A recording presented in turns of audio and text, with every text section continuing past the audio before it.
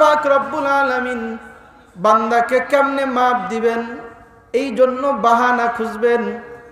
বলবে, হে আব্দুল করিম, তুই কি নামাজ পড়ছস? কয় না, পড়ি নাই। তুই কি রোজা রাখছস? কয় না, রাখি নাই। তুই কি যাকাত দিছস? কয় দেই নাই। তুই কি দান সদকা করছস? দান সদকা করি নাই। তখন আল্লাহ পাক রব্বুল আলামিন বলবেন, তোর কি কোনো সময় আলেমদের সাথে কারো সাথে কি উঠা বসা ছিল কিনা, মহাব্বত ছিল কিনা? আলেমদের সাথে তোর মহাব্বত ছিল কিনা? এরা আব্দুর রহিম তখন বলবে, আমি তেমন আলেমের সাথে মহাব্বত ছিল না। কয়, আমি বাজারের দোকান করতাম, কাপড়ের দোকান করতাম, কিন্তু আমার এক বন্ধু ছিল, ওই বন্ধু মাঝে মাঝে নামাজ পড়তো, মসজিদে যাইতো। তার সাথে ওই মসজিদের ইমাম সাহেবের সাথে একটু খাতির ছিল, একটু সম্পর্ক ছিল। সে মাঝে মাঝে ওই ইমাম সাহেবকে নিয়ে বাজারে যখন আসতো, আমার দোকানে বসতো, তখন আমি দুইজনকেই একটু সমাদর করতাম, চা নাস্তা দিতাম। এছাড়া আমার অ্যাকাউন্টে কিছুই নাই। আল্লাহ পাক রব্বুল আলামিন বলবেন, যা যা, যেহেতু তোর আলেমের সাথে একটু উঠা বসা ছিল, যা, এই জন্যই তোরে মাফ করে দিলাম। সুবহানাল্লাহ। একজন আলেমের সাথে যদি এতটুক সম্পর্ক থাকার কারণে মাফ পেতে পারে, আর এই যে আপনাদের মুফতি সাহেব, তিনি এত সুন্দর একটা মাদ্রাসা করার নিয়ত করেছেন, এরে নবীর উম্মতের দল, এখান থেকেই আলেমের ফ্যাটকারি, এখান থেকেই আলেম বের হবে, কুরআনওয়ালা বের হবে।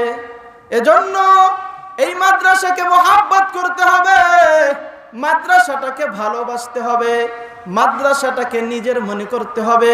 শুধু মুফতি সাহেবের একার না, মাদ্রাসাটা সকলের মনে করতে হবে। কথা কোন ঠিক কিনা? একা কোনোদিন মাদ্রাসা চালানো যায় না, একা কোনোদিন সে মাদ্রাসা চালাইতে পারে না। সবার সহযোগিতা দরকার। সবাই আমরা সহযোগিতা করব, বুদ্ধি দিয়ে, পরামর্শ দিয়া, যার অর্থ আছে একটু অর্থ দিয়া সহযোগিতা করার চেষ্টা করব। কারণ হতে পারে আপনি যে একটু মাদ্রাসার সাথে সম্পর্ক রাখছেন, মাদ্রাসায় একটু বুদ্ধি পরামর্শ দিছেন, হুজুরের সাথে একটু ভালো ব্যবহার করেছেন, ছাত্রদের সাথে একটু ভালো ব্যবহার করেছেন, হতে পারে এটাই আল্লাহর দরবারে কবুল হয়ে যাইতে পারে।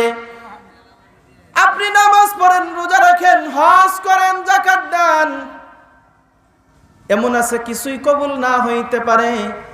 ও বান্দা, আমরা যে নামাজ পড়ি কবুল হইছে কিনা কোনো গ্যারান্টি নাই। কোন আলেম, কোন মুফতি সাহেব বলতে পারবে না যে নামাজ পড়লেই জান্নাতে যাওয়া যায়, নামাজ পড়লেই সে সত্যিকারেই সে জান্নাতে চলে যাবে, গ্যারান্টি কেউ দিতে পারবে না। এরা নবীর উম্মতের দল, রোজা রাখলেই জান্নাতে চলে যাবে এমন গ্যারান্টি কেউ দিতে পারবে না।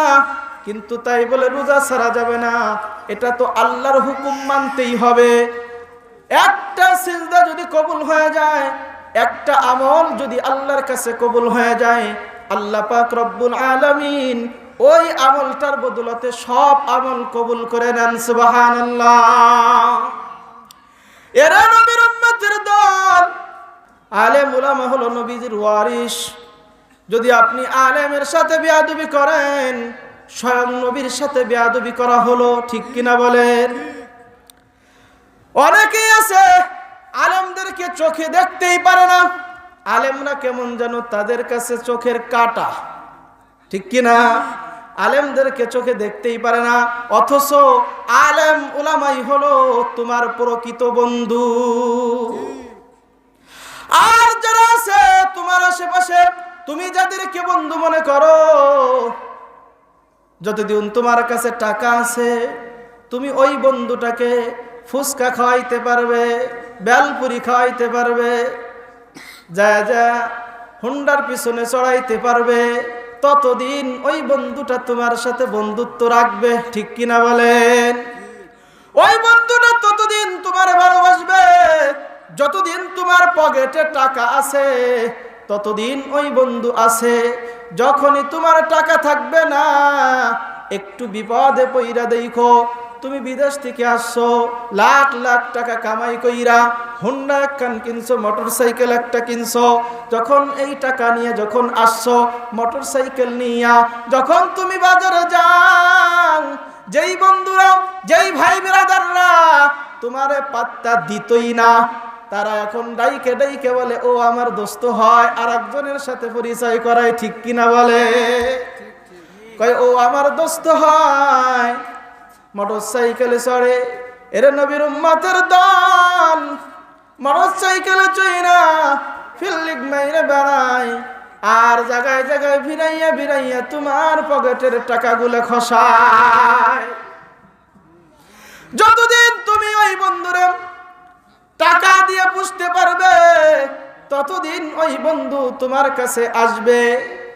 যখন দেখবে তোমার পকেটের টাকা শেষ, বিপদে তুমি পড়ে গেছো, তখন যাইয়া যদি বন্ধুর কাছে বলো, বন্ধু তোরে তো কত চলাইলাম, কত তোরে পকেট খরচা দিলাম, আমি তো এখন বড় বিপদে পড়ে গেছি, বিদেশ থেকে যে টাকা কামাই করে আনছিলাম টাকাগুলো তো শেষ হয়ে গেছে, এখন একটু আমার কয়না টাকা হাওলাত দে, 10,000 টাকা হাওলাত দে। তখন ওই বন্ধু বলে আমার কাছে টাকাই নাই, ঠিক কিনা বলে? বন্ধু বলে আমার কাছে টাকাই নাই। এবার আরেক বন্ধু পাশে দাঁড়ানো, ওই বন্ধু বলে তোর তো টাকার দরকার, এভাবে হাওলাত চাইলে তুই পাবি না, মোটরসাইকেলটা বেচে দে। কয় মোটরসাইকেলটা বেচা কিছু টাকা নে। এবার কয় মোটরসাইকেল বেচবো কোথায়? এবার যেই বন্ধু কেবল বললো আমার কাছে টাকাই নাই, ওই বন্ধু কয় মোটরসাইকেল কয় টাকা বেচবি ক, ঠিক কিনা বলে? কয় মোটরসাইকেল কয় টাকা বেচবি ক। কয় তোর কাছে না কইলি টাকা নাই, এখন আবার কস মোটরসাইকেল কত বেচবি ক। কয় টাকা আসলেই আমার কাছে নাই, তাই আমি একজনের কাছ থেকে আইনে কিনবার হবো। অথচ সে মোটরসাইকেল আর একজনের কাছ থেকে হাওলাত কইরা আইনা কিনতে পারবে, অথচ বন্ধুরে একটু উপকার করার জন্য আর একজনের কাছ থেকে আইনে দিতে পারবে না, কথা কয় না? এতদিন এই বন্ধুর টাকা খাইছে, এই বন্ধুরে নিয়ে ফুচকা খাইছে, বেলপুরি খাইছে, 4 দোকানে যে আড্ডা দিছে, এখন বন্ধুটা বিপদে পড়ে গেছে। এবার বন্ধুরা কেমনে আরো নিঃস্ব করা যায়, 4-5 জন বন্ধু মিলে ওরে নিঃস্ব করার জন্য উইঠে ফুইরে লাগছে। একজনে পরামর্শ দেয় হুন্ডা বেচে ফেলা, চক্রান্ত কইরা হুন্ডা কয় টাকা দাম, যেই টাকা দিয়ে কিনছে অর্ধেক দাম কয়। আবার একজন পক দেয়, কয় তোর এই হুন্ডা মার্কেট থেকে নামাইছস, আমরা যেই দাম বললাম এই দাম তোরে আর কেউ দিবেই না, কথা কয় না? এখন তো তোর টাকার দরকার, দে আমাদের কাছেই বেচা দে। এরা নবীর উম্মতের দল, ওই বন্ধুটা দৌড়াইয়া, অথচ ওর কাছে টাকা ছিলই, কিন্তু কি করলো, ওর সাথে 2 নম্বরই করলো, সিটারি করলো। ওর বাড়িতে টাকা, কিন্তু টাকা না নিয়া এবার বলতেছে আমার কাছে টাকা নাই, অথচ টাকা ছিল। যখন নিজের শর্তে লাগছে মোটরসাইকেল কিনবে, তখন ঠিকই টাকা বের হয়ে আসে। এটাই হলো পরিস্থিতি। এটা বাস্তব না অবাস্তব? জোরে বলে। এরে নবীর উম্মতের দল, বাস্তব কথা বলতেছি। যতদিন তোমার কাছে টাকা থাকবে, ততদিন বন্ধু তোমারে ভালোবাসবে। যখনই তুমি একটু বিপদে পড়বে, কথা বললাম একটু মিলাইয়া দেখো কথা হুজুর ঠিক কইছে কিনা। এরা নবীর উম্মতের দল। শুধু তাই নয়, টাকা পয়সা না থাকলে ঘরের লোকও পর হয়ে যায়, ঠিক কিনা বলেন? এমনকি মা বাবাও বকাঝকা করে। আসার পর টাকা ভাঙছে, এতদিন গোস্ত আনছে, পোলাও আনছে, গোস্ত পোলাও আনছে, মা বাবাই সুন্দর মতো খাইছে, এবার তো পকেটে টাকা নাই।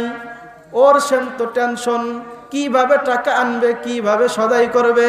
বিদেশ থেকে আসার পর তো অগুন্তি টাকা ভাঙছে, টাকা উড়াইছে, যতটুকু সদাই দরকার ডবল ডবল আনছে। খাওয়ায় খাওয়ায় তো পরিবারের সকলকে গলা বড় করে ফেলছে। এবার তো টাকা নাই, টাকাই শর্ট পড়ছে। গুড়া মাছ আনছে, ডাল আনছে, এবার মায়ের মুখ দেই বাদ যায় না, বাপেও খাইতে পারে না। কয় কিরে ফ্রিজে কি মাছ নাই? এবার বৌতি বলে, আব্বা আপনার স্বামী, আপনার ছেলের তো এখন টাকা নাই, বিদেশ থেকে যেই টাকা আনছিল শেষ হয়ে গেছে। এবার বাপে ধুমকায়, কি টাকা কামাই করছিস? অমুকের ছেলে তো কোটিপতি হয়ে গেল, তুই কি করলি এত বছর বিদেশ থেকে? কথা কয় না, যা যা আবার বিদেশ চলে যা।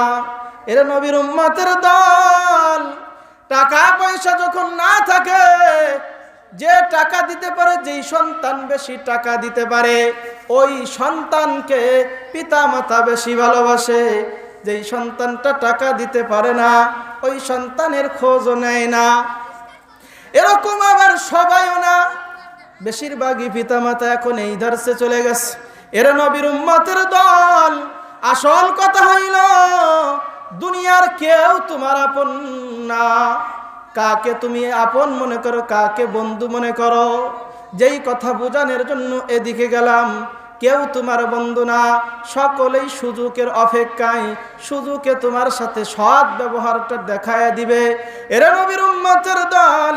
আসল যদি বন্ধু কেউ হয়ে থাকে, সে হলো একমাত্র আমার হাবিব জনাবে মুহাম্মাদুর রাসূলুল্লাহ সাল্লাল্লাহু আলাইহি ওয়াসাল্লাম। এরপরে আছে তার অনুসারীরা, ওয়ারাসাতুল আম্বিয়া, উলামায়ে কিরাম। এরা হলো আপনার প্রকৃত বন্ধু, আসল বন্ধু। তারা আপনাকে আসল সুখের ঠিকানা দেখায়, কারণ তারা দেখতেছে কোরআন হাদিস পড়া, এই দুনিয়াটা তো আসলে থাকার জায়গা না, এখানে তো চিরস্থায়ী কেউ থাকতে পারবে না। ও বান্দা, যারা দুনিয়ার মধ্যে রয়েছে, দুনিয়ার পুরা গ্রাস করে যাদেরকে নিয়েছে যে আমরা দুনিয়ায় থাকবো মনে হয় চিরদিন, যাদের দুনিয়ার মহাব্বত পুরাপুরি অন্তরের মধ্যে ঢুকে রয়েছে, তারা সম্পূর্ণ বুকার স্বর্গে বাস করতেছে। সম্পূর্ণ তারা বুকার স্বর্গে বাস করতেছে। যারা শুধু টাকার পিছনে দৌড়াইতেছে আল্লাহর হুকুম বাদ দিয়ে। কারণ তোমার যদি এখন চক্ষুটা বন্ধ হয়ে যায়, দুনিয়ার সব কিছু অন্ধকার।